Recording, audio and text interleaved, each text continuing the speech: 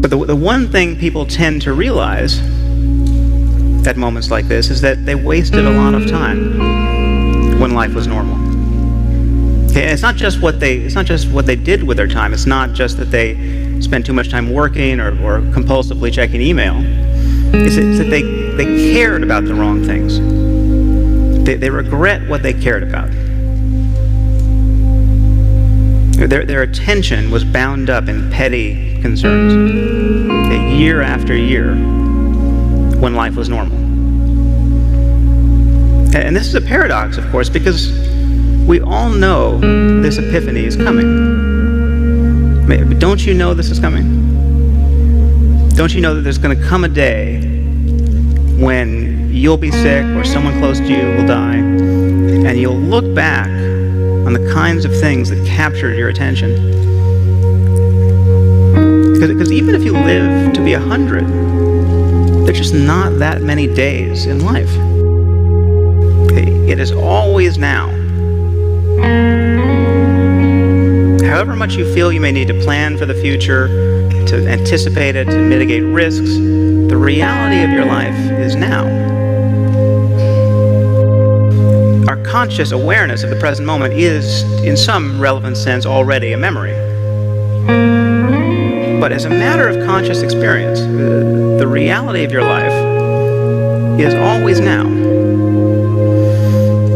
And I think this is a liberating truth about the nature of the human mind. In fact, I think there's probably nothing more important to understand about your mind than that, if you want to be happy in this world. The past is a memory. It's a thought arising in the present. The future is merely anticipated. It is another thought arising now. What we truly have is this moment and this. And we spend most of our lives forgetting this truth, repudiating it, fleeing it, overlooking it. And the horror is that we succeed. We manage to never really connect with the present moment and find fulfillment there because we are continually hoping to become happy in the future. And the future never arrives. Now, even when we think we're in the present moment, we're in very subtle ways always looking over its shoulder, anticipating what's coming next. We're always solving a problem. And it's possible to simply drop your problem, if only for a moment, and enjoy whatever is true of your life in the present. There are more connections in a single cubic centimeter of brain tissue than stars in our galaxy. And yet our inner experience offers absolutely no clue.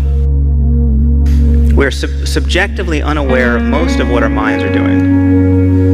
And yet when we think about what matters is consciousness and its contents. That consciousness is everything.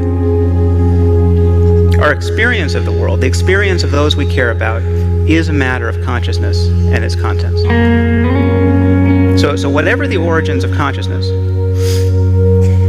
the most important question for us is, how can we truly be fulfilled in life? How can we create lives that are truly worth living, given that these lives come to an end?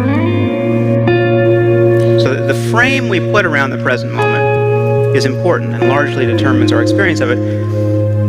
But it seems possible, in fact, to experience life more nakedly than this, to experience it without an obvious frame. To pay attention to the present moment closely enough so that you're not doing anything to it.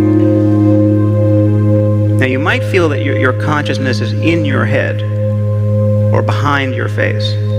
But as a matter of experience, these are just more sensations arising in consciousness.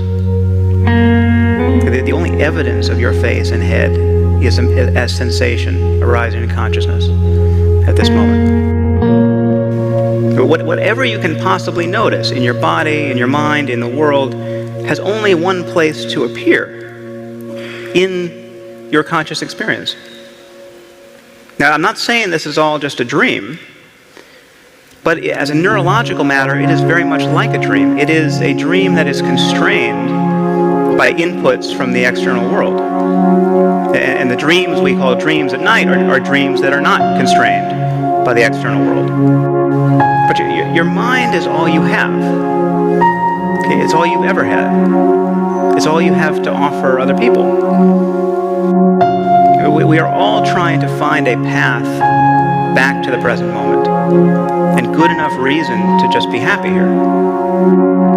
If you're constantly ruminating about what you just did, or what you should have done, or what you would have done if you only had the chance, you will miss your life.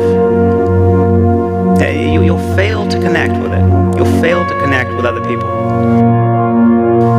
Okay, but being the mere hostage of the next thought that comes careening into consciousness isn't useful. So if there's an antidote to the fear of death and the experience of loss that's compatible with reason, I think it's to be found here. The purpose of life is pretty obvious. We are constantly. Why do we create culture and form relationships? Beyond matters of mere survival. We are constantly trying to create and repair a world that our minds want to be in.